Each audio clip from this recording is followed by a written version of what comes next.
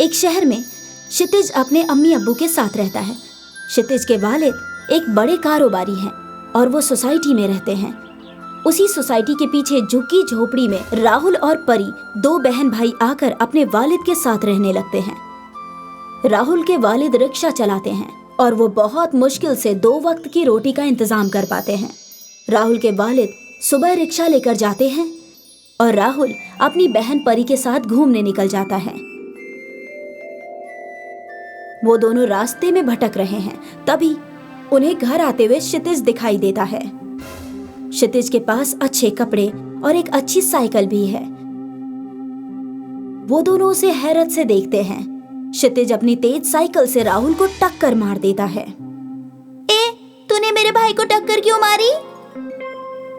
क्या है भिखारी कहीं के, ऐसे क्यों घूर रहे हो मुझे? तुमने जानबूझकर टक्कर मारी है।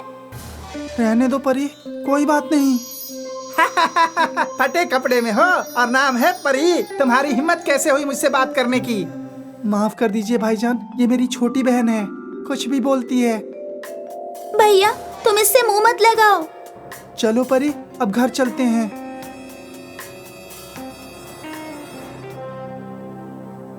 नहीं, मैं तुम्हें ऐसे नहीं जाने दूंगा। भाई बोल रहे हैं ना, मेहरबानी करके जाने दो हमें। क्षितिज अमीर घर का लड़का है। क्षितिज को परी की बात पर गुस्सा आता है और गुस्से में वो परी को कीचड़ में धक्का दे देता है और फरार हो जाता है। भैया मेरे पास एक ही जोड़ी कपड़े हैं और इन पर कीचड़ लग गया है, अब मैं क्या पहनूंगी? पहले हम वापस घर चलते हैं, उसके बाद कुछ सोचेंगे। दोनों बहन भाई घर चले जाते हैं। एक रोज शाम को राहुल परी पार्क में जाते हैं और वहां देखते हैं कि सभी दौलतमंद लोग घूमने आए हैं। उनको अपने ऊपर शर्म आती है। तभी उनकी नजर क्षितिज पर जाती है। क्षितिज पार्क में एक तरफ बैठकर अपने दोस्तों के साथ लूडो खेल रहा है। चलो परी, चलते हैं यहाँ से। भैया मैं अपना इंतकाम लूंगी, मैं आज इसे नहीं बख्शूंगी। नहीं बख्श दो, चलो चलते हैं यहाँ से। परी राहुल की कोई बात नहीं मानती और दौड़कर क्षितिज के करीब पहुँच जाती है। ये गरीब लोग फिर आ गए। इतने तो कुत्ते भी पीछे नहीं घूमते जितना ये घूमते हैं। क्या करूं यार मैं इनका। करीब होगा तू, मैं आज तेरा खेल खराब करके जाऊंगी। तेरी इतनी हिम्मत कि तू क्षितिज से ऐसे बात करे? क्षितिज गुस्से में परी को धक्का दे देता है। वो दूर जाकर गिरती है। राहुल को ये हरगिज बर्दाश्त नहीं होता। वो क्षितिज को एक थप्पड़ जड़ देता है और उसके लूडो में पैर मार देता है। ये कागज अपने पास रखो। ये कागज नहीं है, ये ब्रांडेड लूडो है जो मेरे वालिद ने एक महंगी जगह से खरीद कर मुझे तोहफे में दिया है। तुम्हारी औकात भी है क्या कि तुम 10 रुपए वाली मामूली लूडो भी खरीद सको? ये क्या है? ये क्या है और क्या नहीं है, मुझे सब समझ में आता है, क्योंकि हमारे पास भी ये है और हमको खेलना भी आता है। वैसे तो मैं इन छोटे लोगों के साथ कभी खेलना भी नहीं चाहता हूँ, लेकिन तुम्हारी अकड़ के लिए तुम्हारे साथ खेलना निहायत जरूरी है।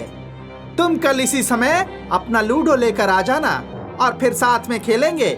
और हाँ, ये कपड़े पहनकर मत आना, इसमें से बहुत बदबू आती है। क्षितिज राहुल और परी को चैलेंज देता है। दोनों घर की तरफ चलते हैं।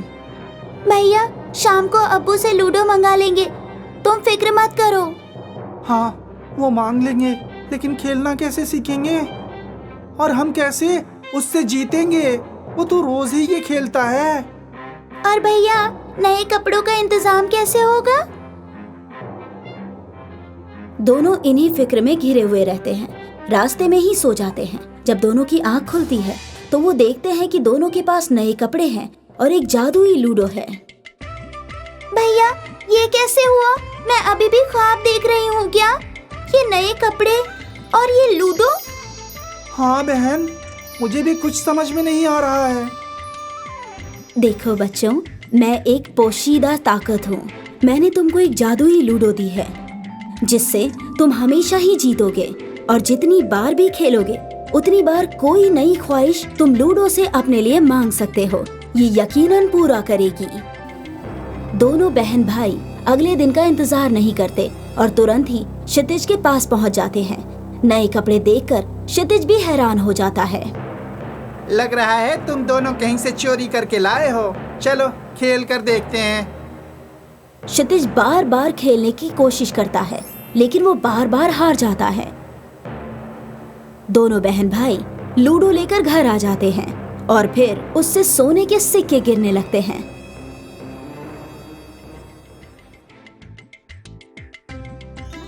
अब दोनों रोजाना ये खेलने लगते हैं और फिर सोना लेने लगते हैं। कुछ दिनों में ही इनकी झोपड़ी एक कोठी में तब्दील हो जाती है। शिवानी 18 साल की थी जब घर की सारी जिम्मेदारी उस पर आ गई थी। मैं सोच रही हूँ कि अशोक को भी ढाबे पर काम पर लगा दूं। कम से कम घर चलाने में कुछ तो मदद हो जाएगी। नहीं अम्मी, अशोक अभी छोटा है, उसकी तालीम की उम्र है और मैं चाहती हूँ कि वो तालीम हासिल करके बड़ा बने। तेरे अब्बा जिंदा होते तो वो तालीम ले सकता था, पर अब वही नहीं रहे तो किसी को तो घर की जिम्मेदारी संभालनी होगी ना। मैं हूं ना अम्मी, मैं संभाल लूंगी जिम्मेदारी। पर बेटी तू ये कैसे करेगी? कर लूंगी अम्मी, तुम फिक्र मत करो। शिवानी ज्यादा तालीम याफ्ता नहीं थी, इसीलिए उसे कोई अच्छी नौकरी नहीं मिली, तो उसने लोगों के यहाँ घर का काम करना शुरू कर दिया। वो 3 घरों का काम कर रही थी। सुबह 7 बजे घर से निकलती थी तो रात को 8 बजे घर लौटती थी, वो भी पूरी तरह थकी हारी। इतनी मेहनत मशक्कत करके शिवानी ने अपने छोटे भाई अशोक का दाखिला एक इंग्लिश मीडियम स्कूल में करा दिया। फिर क्या था, हमारे घर के हालात इतने अच्छे नहीं है शिवानी, तुझे अशोक का दाखिला इंग्लिश मीडियम स्कूल में नहीं करवाना चाहिए था। अब उसके तालीम का खर्चा कैसे संभालोगी? अम्मी तुम कितनी फिक्र करती हो, सब हो जाएगा, फिक्र मत करो, मैं सब कर लूंगी। शिवानी ने और घरों में काम वाली का काम करना शुरू कर दिया। अब वो रोज सुबह 6 बजे घर से जाती और 9 बजे घर लौटती थी। आपा तुम इतना काम क्यों करती हो? मैं काम नहीं करूंगी तो हमारा घर कैसे चलेगा छोटे? आपा मैं सोच रहा हूँ कि मैं तालीम छोड़ के कोई काम ढूंढ लूँ, तुम्हारी मदद हो जाएगी ना? नहीं, बिल्कुल नहीं। तुम जब तालीम हासिल करके बड़ा अफसर बनेगा ना, तब मेरी मदद करना, समझा? अब जाके स्कूल की पढ़ाई कर। ऐसा करते करते शिवानी की जिंदगी के 5 साल गुजर गए। एक दिन की बात है, शिवानी के लिए एक रिश्ता आया था। देख शिवानी, लड़का बहुत अच्छा है, पढ़ा लिखा है, अच्छा कमाता है, तू इससे निकाह करके बहुत खुश रहेगी। अम्मी, मेरी शादी के बाद आप दोनों का क्या होगा? क्या मेरा होने वाला शौहर आप दोनों की जिम्मेदारी संभालेगा? ऐसा थोड़ी होता है। अगर ऐसा कोई रिश्ता हो तो मैं बिना देखे निकाह करने के लिए तैयार हूँ। ऐसा कोई नहीं करेगा। तुझे क्या जिंदगी भर कुंवारी रहना है? अगर मेरी किस्मत में यही लिखा है तो यही सही। दुर्गा अपनी बेटी को समझाने की बहुत कोशिश करती है, पर शिवानी उसकी एक नहीं सुनती है। शिवानी की जिद सुनकर दुर्गा परेशान थी। एक दिन दुर्गा की बहन उससे मिलने आई। क्या हुआ दीदी, आज कुछ ज्यादा ही परेशान हो? हाँ, अब क्या बताऊं तुझे, शिवानी की शादी के बारे में सोच के परेशान हूँ। पर उसके लिए तो कोई अच्छा रिश्ता आया था ना? रिश्ता तो आया था, पर वो शादी के लिए राजी नहीं हो रही। पर क्यों? वो बोल रही है कि वो तभी शादी करेगी जब उसका होने वाला शौहर मेरी और अशोक की जिम्मेदारी संभालेगा। अब तू ही बता, ऐसा कभी होता है क्या? कोई दामाद अपनी सास और साले को क्यों संभालेगा? हाँ, ऐसा तो मुश्किल है, पर मैं शिवानी की बात समझ गई। उसको आप दोनों की फिक्र है। मैं भी समझ रही हूँ, पर तू तो देख रही है, उसकी उम्र बढ़ती जा रही है। ऊपर से वो दिन रात लोगों के घरों में काम करके खपती जा रही है। उसे भी तो सुकून की जिंदगी मिलनी चाहिए ना? मिलेगी, जरूर मिलेगी। शिवानी की सोच बहुत उम्दा है, एक दिन उसे सारी सहूलियत जरूर मिलेगी। मेरी ऊपर वाले से यही प्रार्थना है कि उसे ये सब जल्द से जल्द मिले। इस बात को अभी कुछ ही रोज हुए थे। शिवानी अपने घर लौट रही थी, तभी रास्ते में उसे ऐसा लगा कि कोई उसका पीछा कर रहा है। शिवानी डर गई और दौड़ने लगी। वो जो चीज थी वो भी शिवानी के पीछे पीछे दौड़ने लगी। आखिर फिर शिवानी एक पत्थर से टकराकर जमीन पर गिर गई। कौन हो तुम? मेरा पीछा क्यों कर रहे हो? शिवानी ने देखा कि वो अजीब सी चीज एक बौना था। उस बौने ने शिवानी को एक पैगाम दिया और वो बौना गायब हो गया। शिवानी को कुछ समझ नहीं आ रहा था कि क्या हो रहा है। शिवानी उठकर खड़ी हुई और फिर उसने वो पैगाम खोला। तुम हमें नहीं जानती पर हम तुम्हें अच्छे से जानते हैं शिवानी। हम जानते हैं कि तुम अपने भाई और अम्मी की जिंदगी खुशहाल बनाना चाहती हो।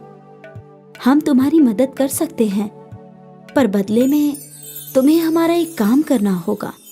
कल सुबह 4 बजे यहीं तुम्हारा इंतजार करेंगे हम। ये पैगाम पढ़कर शिवानी परेशान थी कि आखिर बौना कौन था और वो कैसे उसकी मदद कर सकते हैं। पर शिवानी अपने भाई और अपनी माँ की जिंदगी खुशहाल बनाना चाहती थी, इसलिए उसने सोच लिया था कि वो बौने से जरूर मिलेगी। अगली सुबह 4 बजे शिवानी उसी ठिकाने पर पहुंच गई। 2 बौने उसका वहां इंतजार कर रहे थे। मैं बौनों का राजा हूँ। मैंने ही तुम्हें यहाँ बुलाया। तुम्हें मेरा एक काम करना होगा। अगर तुमने वो काम कर दिया तो मैं तुम्हें इतना सोना दूंगा कि तुम्हारी 7 पुश्तें भी बैठकर खाना खाएंगी। हाँ। कैसा काम? और मैं ही क्यों? आओ मेरे साथ। राजा बौना शिवानी को एक गुफा के पास ले गया। इस गुफा में एक पिंजड़े में मेरी मलिका को कैद किया गया है। ये जादुई गुफा है। मेरी मलिका को एक जादूगर ने कैद किया है। इस जादुई गुफा के अंदर जाने वाला बौना जिंदा नहीं लौटेगा, पर इंसान को कुछ नहीं होगा। अगर तुम इसके अंदर जाओ और मेरी मलिका को बाहर ले आओ तो मैं तुम्हें बहुत सारा सोना दूंगा। ये मेरा वादा है। इस गुफा में कोई खतरा तो नहीं है? कुछ सांप बिच्छू हैं, पर बाकी कोई खतरा नहीं है।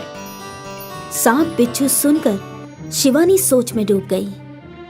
ज्यादा से ज्यादा मैं मर जाऊंगी, पर अगर मैं जिंदा बाहर आ गई तो अशोक की जिंदगी संवर जाएगी। ठीक है, मैं राजी हूँ। शिवानी उस गुफा के अंदर गई। गुफा में बेहद अंधेरा था। एक सांप शिवानी को अपने फन से डरा रहा था। शिवानी घबराई हुई थी, पर फिर भी वो अंदर गई। अंदर एक छोटे से पिंजरे में बौने की मल्लिका कैद थी। वो रही मल्लिका। शिवानी ने पिंजरा खोला और बौने की मल्लिका बाहर आ गई। बौनों की मल्लिका ने जादू किया और सारे सांप बिच्छू गायब हो गए। फिर शिवानी मल्लिका को लेकर गुफा से बाहर आ गई। मल्लिका को देखकर राजा बेइंतहा खुश हुआ। उसने अपनी मल्लिका को गले से लगा लिया।